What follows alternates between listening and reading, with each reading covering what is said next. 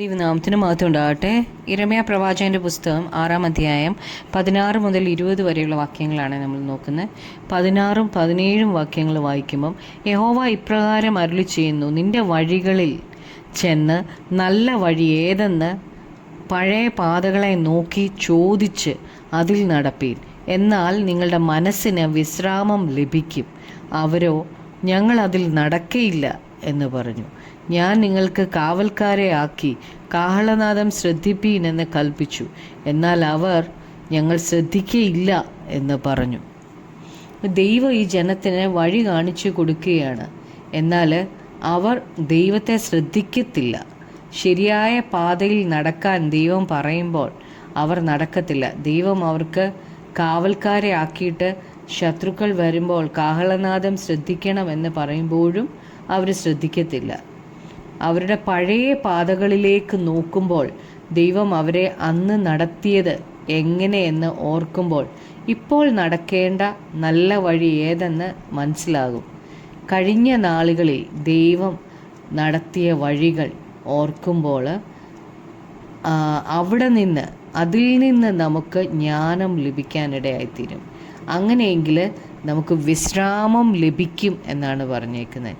നമുക്ക് ലോകത്തിലുള്ള പല പ്രശസ്തിയും ഭൗതിക നന്മകളും ആരോഗ്യവും എല്ലാം ഉണ്ടായാലും ഈ വിശ്രമം അതായത് സ്വസ്ഥത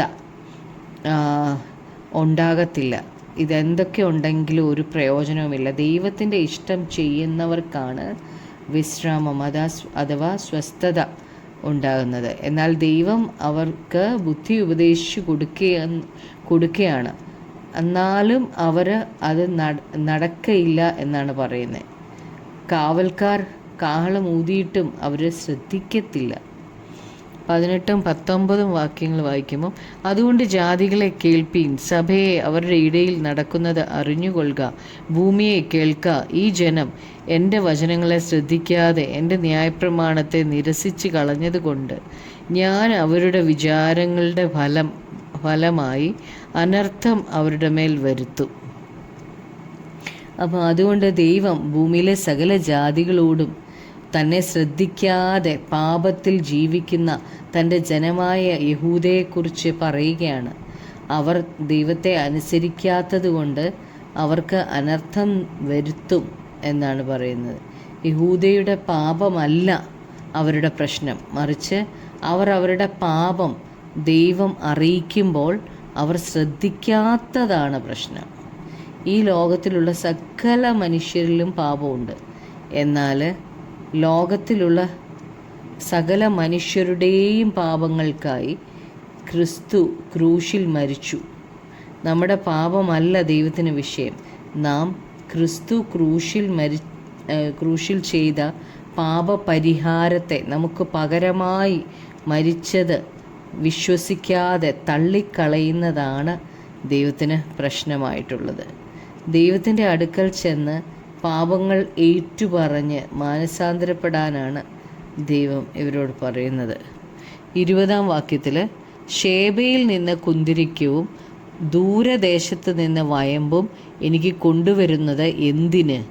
നിങ്ങളുടെ ഹോമയാഗങ്ങളിൽ എനിക്ക് പ്രസാദമില്ല, നിങ്ങളുടെ ഹനനയാഗങ്ങളിൽ എനിക്ക് ഇഷ്ടവുമില്ല. ഈ ജനം ദൈവത്തോട് അടുത്ത് ചെന്ന് മാനസാന്തരപ്പെടാതെ ഷേബയിൽ നിന്നുള്ള വലിയ വിലയേറിയ കുന്തിരിക്കവും വയമ്പും ദൈവത്തിന് കൊണ്ടുവരികയാണ്. അവർ ദൈവത്തിൻ്റെ വചനം അംഗീകരിക്കാത്തത് കൊണ്ട് ദൈവം അവരുടെ യാഗങ്ങളും അംഗീകരിച്ചില്ല. മതപരമായ ചടങ്ങുകൾക്കോ നല്ല മണമുള്ള കുന്തിരിക്കത്തിനോ ദൈവത്തോടുള്ള അവരുടെ അവഗണനയെ മൂടി വയ്ക്കാൻ കഴിയത്തില്ല. ദൈവത്തെ പ്രസാദിപ്പിക്കാൻ മതപരമായ ചടങ്ങുകൾക്ക് കഴിയത്തില്ല. ദൈവത്തിൻ്റെ വചനം കേൾക്കുകയും തൻ്റെ വഴികളിൽ നടക്കുകയും ചെയ്യുന്നെങ്കിലേ ദൈവത്തിന് നമ്മിൽ പ്രസാദമുണ്ടാകത്തുള്ളൂ. നമുക്ക് പ്രാർത്ഥിക്കാം. കർത്താവായ യേശുവേ, അങ്ങ് പറയുന്നല്ലോ കർത്താവേ, നിങ്ങൾ വഴികളിൽ ചെന്ന് നല്ല വഴി ഏതെന്നും പഴയ പാതകളെ നോക്കി ചോദിച്ച് അതിൽ നടപ്പീനെന്ന് പറഞ്ഞല്ലോ കർത്താവെ. അപ്പോൾ അങ്ങ് പറയുന്ന പോലെ ഞങ്ങൾ കേട്ടാൽ കർത്താവെ, കഴിഞ്ഞ കാലങ്ങളിൽ ഞങ്ങളെ നടത്തിയത് ഓർത്ത് കർത്താവെ അപ്പാ യേശുവെ, അത് അങ്ങ് പറയുന്നതനുസരിച്ചാൽ ഞങ്ങളുടെ മനസ്സിന് സ്വസ്ഥത അങ്ങ് തരുമല്ലോ കർത്താവെ. യേശുവെ, അസ്വസ്ഥതയോടെ ഞങ്ങളുടെ ജീവിതം നയിക്കുവാൻ ഞങ്ങൾക്ക് കൃപ തരണമേ. ഞങ്ങളുടെ പ്രാർത്ഥന കേട്ടതിനായി നന്ദി. യേശു ക്രിസ്തുവിൻ്റെ നാമത്തിൽ തന്നെ ആമേൻ.